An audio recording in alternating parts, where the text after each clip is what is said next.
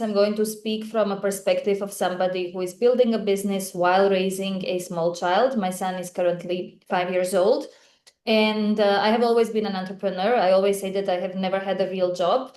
But that also means that entrepreneurship is the freedom of choosing which 100 hours you want to work a week rather than working the 40 hours for somebody else. So this is the freedom that you get in reclaiming your time. Like Nirja said, my child is not 20, but I have been doing this ever since my child was 3 months old when I came back to work. And it really has been a lesson, first and foremost, in letting go. If you want to be building something while you're building your family and you want to be equally present for both of those things, this is a lesson in letting go. And like Nirja said, it is a lesson in delegation.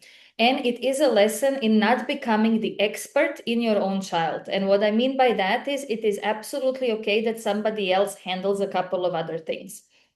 Now, the problem that we have is this idea that work-life balance exists in the first place.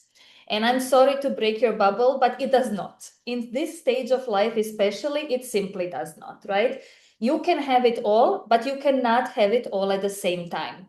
That is simply not possible. The 24 hours a day that you and I have and that you have might be completely different. It is not the same 24 hours.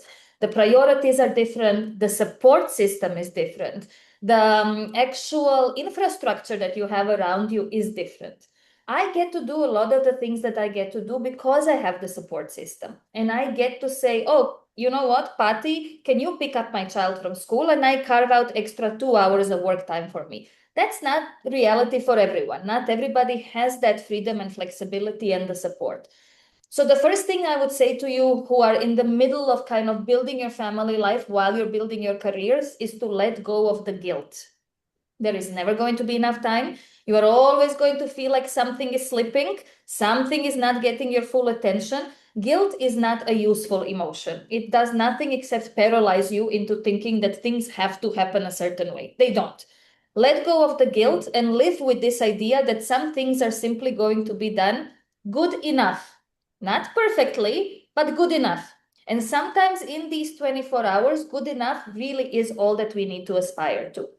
Now, practically, I live and die by my calendar. If it's not in the calendar, it does not exist.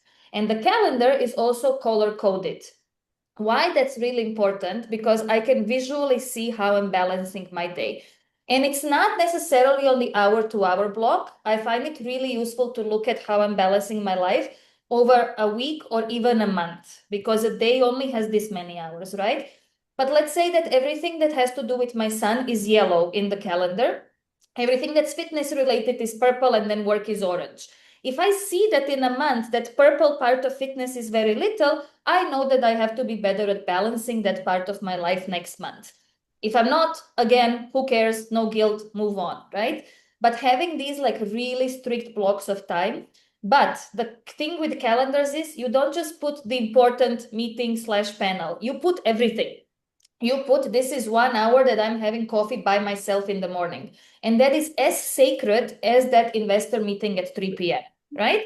Because if I don't fill my cup, how am I going to be filling anybody else's cup?